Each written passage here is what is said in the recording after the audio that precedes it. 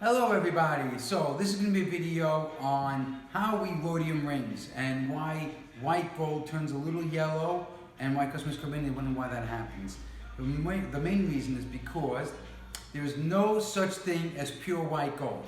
All white gold starts off as yellow gold, and with other mixtures it starts to turn white-ish. It doesn't really get a nice color white. So what happens to your jewelry, usually rings, is that as you're wearing it, it gets a little scuffed here and there, and then the yellow, the natural yellow of the white gold starts to come through, and it starts to scratch off at the rhodium. So I have two rings in my hand here.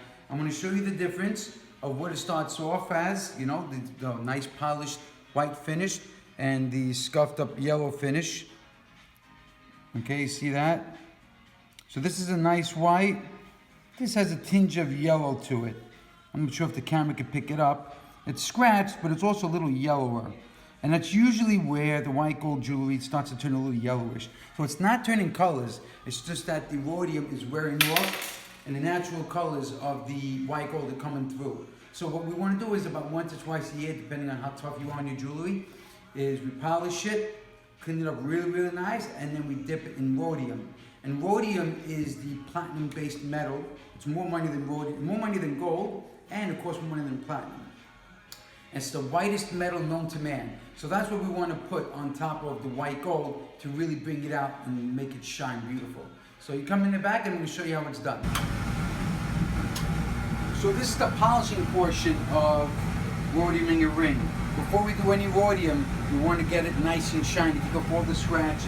So what I'm going to do right now is take this ring, which is actually, if we're going to take a picture of it, it's quite ugly. I got this from my little scrap pile. It's an ugly ring, but by the time I'm done with it, it's going to be a much better looking ugly ring. So I'm going to take off the layer of rhodium that's on there now. Otherwise, if I leave the rhodium on there, it actually polishes uneven. And when I plate it, you'll see where the old rhodium stayed and where the new one began. And I don't want that to happen. So first thing I do is take off all the rhodium through polishing.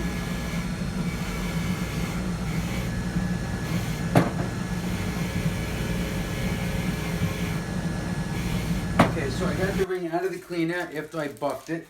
And this is kind of like our little rhodiuming / white gold station. So I got the ring here. You can see again, nice little close up. It's nice and shiny.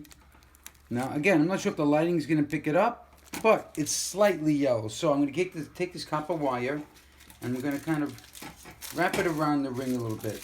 I could just do it once and let it hang, but I find that the more contact that the wire has with the jewelry, the whiter it comes out. Okay, so I'm going to wrap that in there. And just leave it like this, okay? Now, the first thing I have to do is take my negative charge and hook it on right there. Okay? And this is an electro cleaner, so I have this nice and warm. I put on my, what's the thing, electroplater, and I dip the ring in this cleaner. Now, if you want to get a video of this, you'll see it's kind of like fizzing and bubbling in there. Two reasons. You have a negative and a positive charge inside this electro cleaning solution. So it can get it really, really nice and clean. I'll leave it in there for about, the longer the better, but for the sake of the video, I'm going to take it out now, which is about 10 seconds. Not to mention my hand's getting hot on top of this burner. I'm going to shut that off because I always forget. And I'm dipping it in this water. Now this is distilled water. That's very important because we need something with no impurities in it. Now, I'm going to give a light steam from far just to get some of the water off. And now I'm going to switch the positive anode onto my rhodium solution here. So now we have positive and we have negative. And this is how the rhodium particles inside the rhodium solution stick. A lot of people believe, you know, when they hear we're going to go plate it, we're going to put it into molten hot gold. That's not the case. So I'm going to take the ugly ring. Oh, don't do that. All right, let this dip inside here, and you can see the bubbling. So that's how I know we got a good connection. It's working the way it's supposed to. You know, shake it in there for a few more minutes. Not minutes, seconds.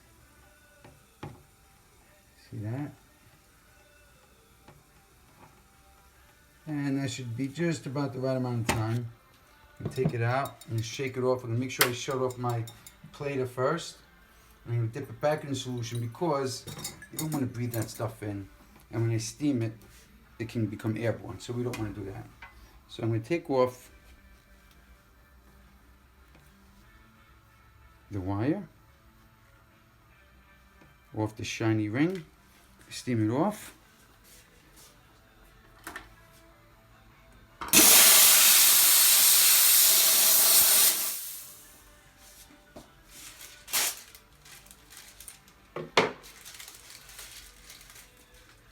Okay, now come with me to the light. So I want you to look at the ring now in a nice light.